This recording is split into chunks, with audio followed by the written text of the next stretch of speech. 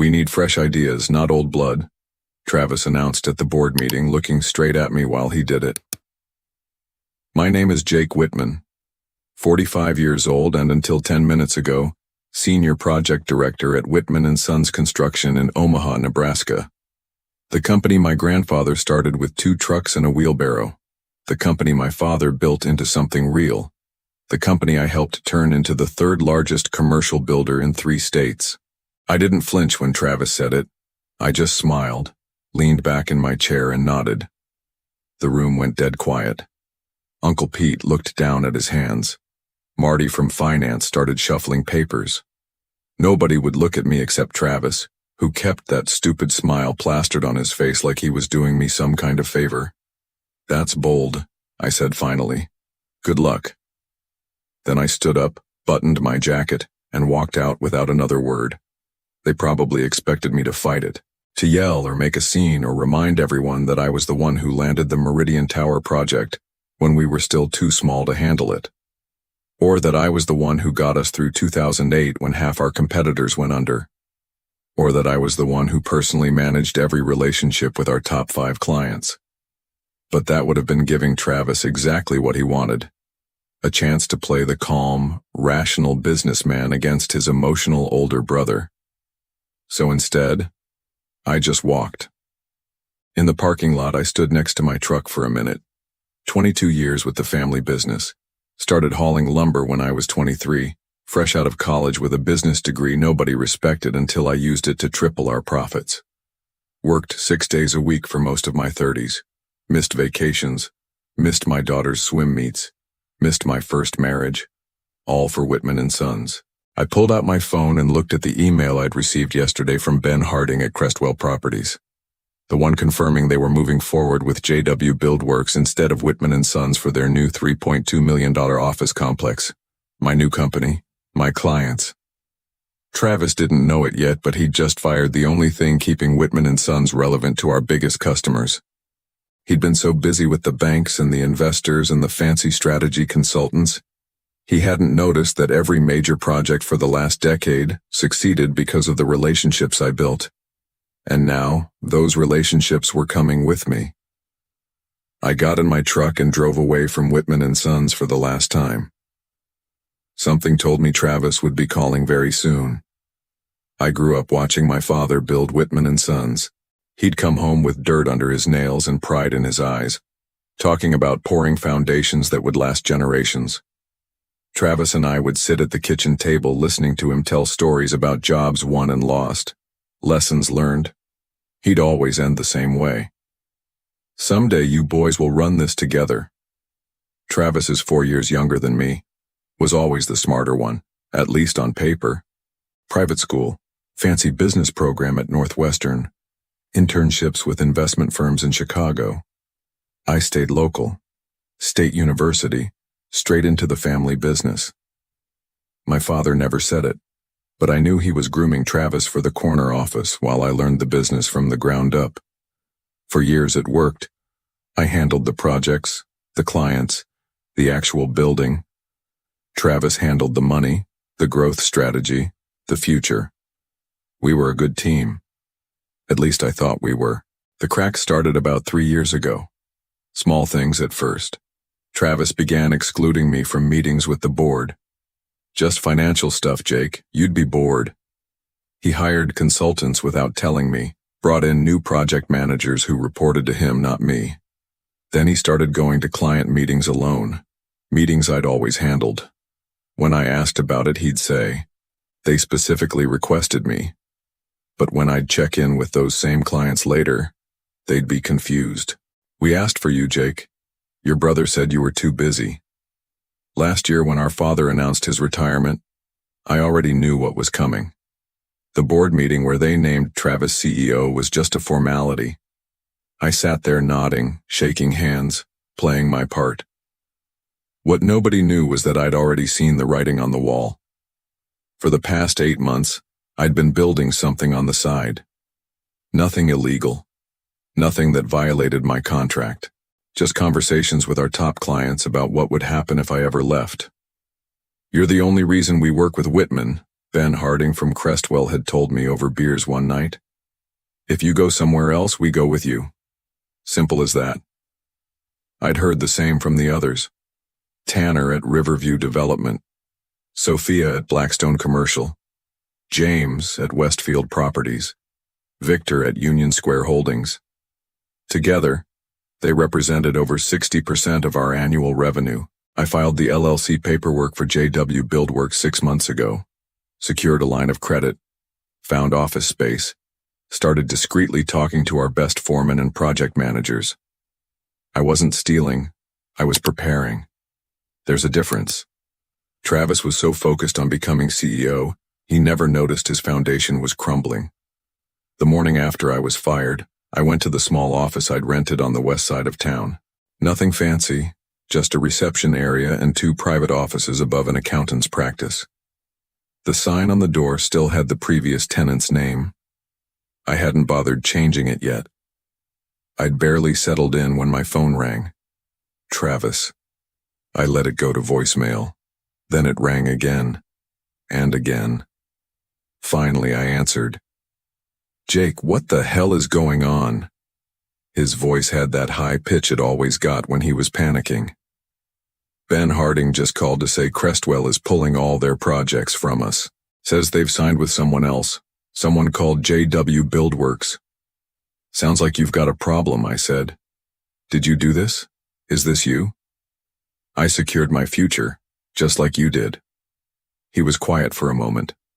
Then, these are Whitman and Sons clients. They belong to the company. No, Travis, they were my clients. I built those relationships. I earned their trust. You thought you were firing a project director yesterday, but you were actually firing the only person those clients actually wanted to work with. This isn't legal. We'll sue. Go ahead. My lawyer assures me I've done nothing wrong. I didn't solicit them while employed. I didn't take proprietary information. I didn't violate any non-compete because I never signed one. I'm just a builder who's now building somewhere else, and my clients are following me.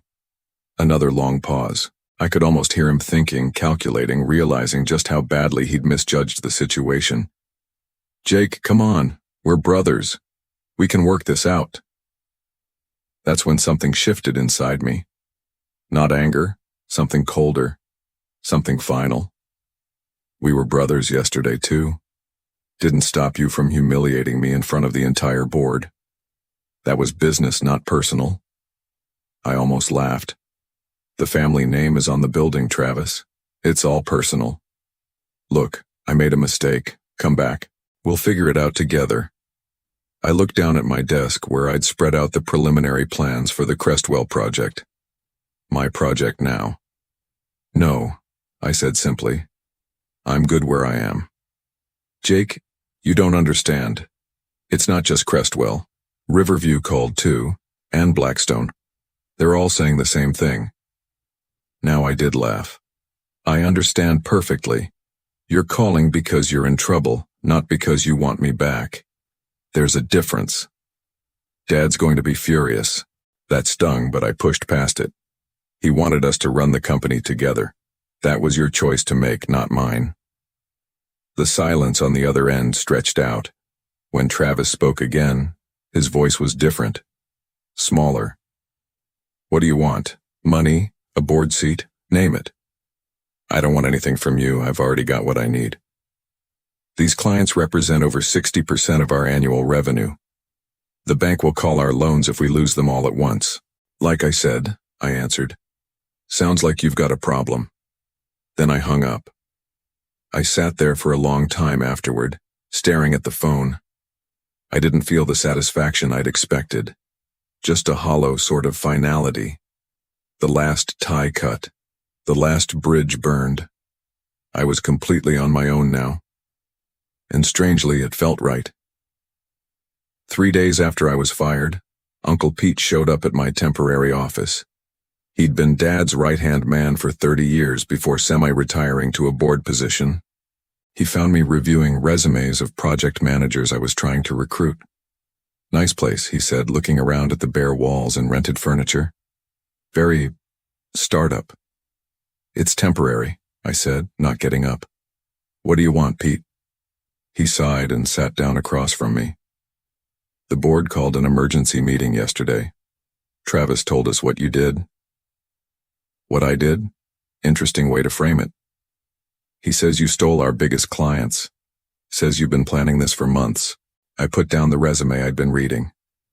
I built relationships with those clients for years. I delivered their projects on time and under budget. I earned their loyalty. Travis fired me. They followed me. End of story. Uncle Pete leaned forward. The board is talking about suing you, Jake. They're serious. Let them. My lawyer says I'm clean. This isn't just about what's legal. It's about what's right. Your father built that company for both of you. That landed harder than I wanted to admit. Dad wanted us to run it together. Travis made a different choice. He made a mistake. He admits that. A mistake is forgetting someone's birthday. He ambushed me in a board meeting after months of pushing me out. That's a strategy, not a mistake. Uncle Pete rubbed his face. The company's in trouble, Jake. Real trouble. The bank is getting nervous about our financing. Without those big projects on the books, I know exactly what position the company's in. I ran the operations for 15 years. Then you know this could tank the whole thing. Everything your father built. Everything you built. I felt a twinge of doubt for the first time. What exactly are you asking me to do? Come back. Bring the clients back. We can restructure the leadership. Co-CEOs, maybe. You and Travis as equals. For a brief moment, I considered it. Then I remembered Travis's face when he fired me. The satisfaction in his eyes. No, I said. That won't work. Uncle Pete stood up, suddenly angry. Damn it, Jake. This is your family. Travis should have thought about that before he fired me. Your father is devastated. He's talking about coming out of retirement to fix this mess. Another twist of the knife. Dad was 72. Heart problems. Doctor's orders to take it easy. Tell Dad to stay home. This isn't his problem to fix. Uncle Pete headed for the door, then turned back. The board meeting is tomorrow at noon. They're voting on the lawsuit, and one more thing. Travis has been calling all your subcontractors, telling them anyone who works with you will be blacklisted from Whitman projects permanently. After he left, I sat there feeling the walls close in. My phone started ringing with panicked calls from electricians and plumbers I'd been counting on. They couldn't afford to lose Whitman's business, they said. They were sorry. I'd expected Travis to fight back, but not like this. He was trying to cut me off at the knees. Without reliable subcontractors, I couldn't deliver on the promises I'd made to my clients. By evening, I'd lost commitments from nearly every specialty contractor I needed. My carefully laid plans were unraveling. I was going to have to find new subcontractors, possibly from outside the area, at much higher costs. Costs that would eat up most of my projected profits. Travis hadn't just pushed back. He'd found my vulnerability and exploited it perfectly. He wasn't just trying to save Whitman and Sons anymore. He was trying to destroy JW Buildworks before it could even get started. And I had to admit, he was doing a damn good job of it. The next morning I drove out to see my father. I hadn't been to my parents' house since all this began. Their place sat on 5 acres outside of town. The first real purchase Dad made when the company started taking off in the late 80s. He'd always said a man in construction should have land where he can see the horizon. Mom answered the door.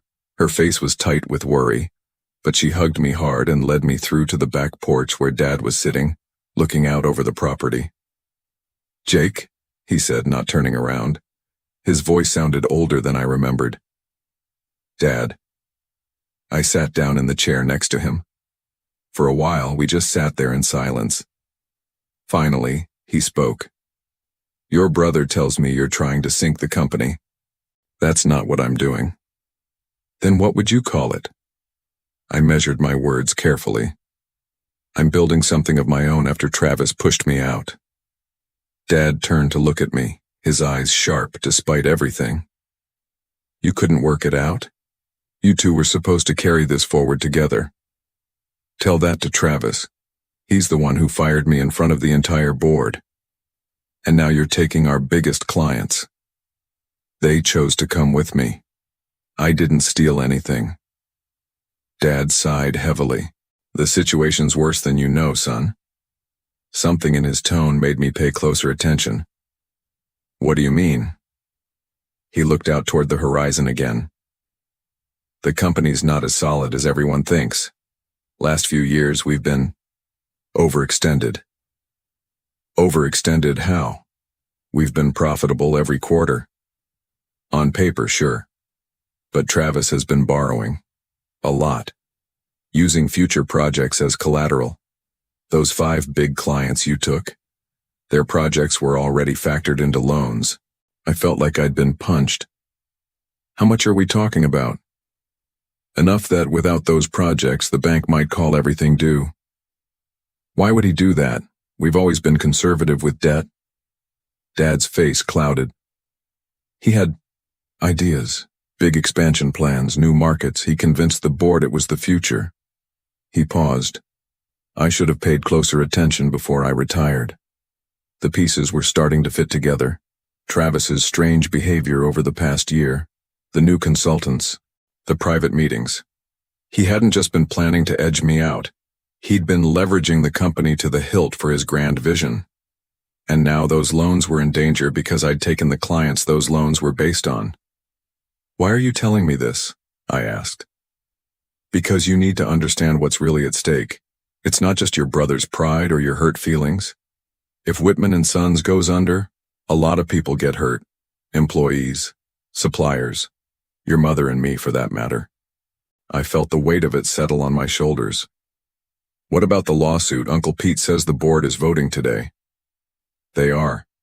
Travis is pushing hard for it. And you? What do you think they should do? Dad turned to me, his eyes tired. I think a lawsuit would just finish off whatever's left of this family. As I drove back to my office, my mind was racing.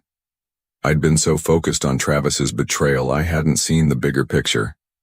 He hadn't fired me because he wanted all the glory. He'd fired me because I was the cautious one, the one who would have questioned his risky expansion plans. My leaving with those clients wasn't just embarrassing him, it was exposing the house of cards he'd built. No wonder he was fighting so dirty. The question was, what was I going to do about it? I'd wanted justice, not destruction. I'd wanted to build something of my own, not tear down everything my family had built. But Travis had put us all in an impossible position. By the time I reached my office, I knew I needed to find a third way. One that protected my new company without destroying Whitman and Sons completely. I canceled all my meetings that afternoon and called Ben Harding from Crestwell Properties. Ben, I need a favor, I said when he picked up. A big one. After all the times you've pulled our projects back from the brink, name it. I need you to meet with Travis, hear him out, maybe even consider splitting your projects between my new company and Whitman. There was a pause on the line. You're asking me to give business back to the company that just fired you? The one that's currently threatening to sue you? It's complicated, I said. Family usually is. That's asking a lot, Jake. I know it is, but I'm asking anyway. After Ben reluctantly agreed, I made similar calls to my other 4 major clients. Each conversation was difficult. They were confused, some even angry. They'd chosen to follow me because they trusted me, and now I was sending mixed signals. But eventually they all agreed to at least meet with Travis. Next, I called my lawyer and asked her to draft a proposal. I needed it by morning. Finally, I called Travis directly. I'm surprised you picked up, I said when he answered. I've been trying to reach you for days. His voice was strained. I know about the loans, Travis. Dad told me everything. A long silence then. So now you understand why this is so serious. I do. And I have a proposal. Meet me tomorrow morning, 7 a.m., my office. Why would I do that? Because I've asked all 5 clients to reconsider working with Whitman. They've agreed to meet with you. Another pause. What's the catch? No catch. Just be there. I hung up before he could ask more questions. That night I barely slept. I kept going over the plan, looking for flaws, for ways it could backfire. By morning my eyes were burning, but my mind was clear. Travis arrived exactly at 7, looking like he hadn't slept either. He was wearing one of his expensive suits, but his eyes were bloodshot, his usual confidence nowhere to be seen. "Sit down," I said, gesturing to the chair across from my desk. "Why are you doing this?" he asked, not sitting. "Why offer to help after what I did?" "I'm not doing it for you. I'm doing it for Dad, for the employees, for the family name on the building." He finally sat. "So what's this proposal?" I slid a document across the desk. "JW Buildworks and Whitman & Sons enter a strategic partnership. We divide the 5 major clients between us. 3 for Whitman, 2 for me. That should keep the bank happy while giving me enough to build on." He skimmed the document, frowning. "This says I have to step down as CEO." "It does. Dad comes back temporarily while the board finds a new CEO. Someone neutral. And what about the expansion plans?" "Put on hold indefinitely. The company needs to get its financial house in order first." Travis leaned back, studying me. "So you get your revenge after all." "This isn't about revenge. It's about saving what's worth saving and letting go of the rest." "And if I refuse?" "Then I keep all 5 clients. You default on your loans, and Whitman & Sons likely doesn't survive. Your choice." He stared at the document for a long time. I could almost see him calculating, weighing options, looking for a way out. The Travis I knew would never accept these terms.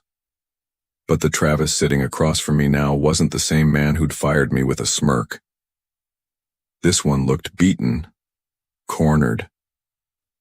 "The board won't like this," he said finally. "The board will like bankruptcy even less." He picked up a pen, hesitated, then signed the document. As he stood to leave, he looked at me directly for the first time. "I really thought I was doing the right thing, you know. For the company." I didn't answer. Some things don't deserve a response. After he left, I called Dad to tell him what had happened. Then I called the clients to let them know the new arrangement. By noon, it was done. Not the outcome I'd planned for. Not a clean victory, but something sustainable. Something that could work. Sometimes that's the best you can hope for. 6 months later, I stood on the construction site of the Crestwell office complex. The steel framework was rising against the sky, concrete floors already poured for the first 3 levels. My project. My company. Across town, Whitman & Sons was still standing. Dad had come back temporarily, just long enough to stabilize things. The new CEO, a no-nonsense woman with 30 years in construction management, was slowly rebuilding the company's reputation and financial footing. Travis had left Nebraska altogether, took a job with a development firm in Colorado. We hadn't spoken since the day he signed my proposal. I heard footsteps behind me and turned to see Ben Harding approaching, hard hat in hand. "Looking good, Jake," he said, surveying the progress. "On schedule?" 2 weeks ahead, actually. He nodded approvingly. "Not surprised. That's why we followed you." He hesitated. "You know, your brother called me last week." That caught me off guard. "Travis? What did he want?" "To apologize, actually. Said he'd made a mistake letting you go. Said you were the one who really understood what made the company work." I didn't know what to say to that. He also mentioned he's starting something new out in Denver, asked if I had any contacts out that way. "And do you?" Ben shrugged. "A few." I gave him some names. He looked at me carefully. "That okay with you?" I thought about it. "Yeah, it's okay." We walked the site together, discussing timelines and material deliveries. Normal construction talk. But my mind kept drifting back to Travis, to his apology, to the fact that he was trying to build something new, just like I was. Maybe that was the Whitman way after all. Not tearing each other down, but building, creating something solid that would last. It wasn't forgiveness exactly, but it was a start. 1 year to the day after I was fired, I parked outside the Whitman & Sons headquarters. I hadn't been back since I walked out of that board meeting. The building looked the same, but the company wasn't. They'd downsized significantly, focused on smaller, more manageable projects. No more grand expansion plans. Dad was fully retired again. The new CEO, Diane, was making steady progress rebuilding what Travis had almost destroyed. I'd kept my end of the bargain. JW Buildworks stayed focused on our two major clients, not poaching any more business from Whitman. We'd grown, but carefully, sustainably. Currently 38 employees and a solid reputation for quality work. I wasn't there for a meeting or a contract negotiation. I was there because Dad had asked me to come, said there was something he wanted me to see. Inside, a few familiar faces nodded at me. Some looked surprised to see me there. I took the elevator to the executive floor. Dad was waiting in the conference room, the same one where Travis had fired me. But the room had changed. The pretentious artwork was gone, replaced by large photographs of Whitman & Sons projects over the years. And there, on the wall behind the head of the table, were 3 framed photographs. Grandfather, with his first 2 trucks. Dad breaking ground on their first major commercial project in 1988. And me, 10 years ago, shaking hands with the mayor after completing the Meridian Tower ahead of schedule. Diane's idea, Dad said, watching me take it in. She said we needed to remember our foundations. I nodded, not trusting myself to speak. You built a good company, son, Dad said quietly. Your own thing. I'm proud of you. Thanks, Dad. We didn't talk about Travis. We didn't need to. Some things break and can't be fixed. But that doesn't mean you can't build something new from the pieces that remain. I walked out of Whitman & Sons for the second time. But this time, I walked out whole.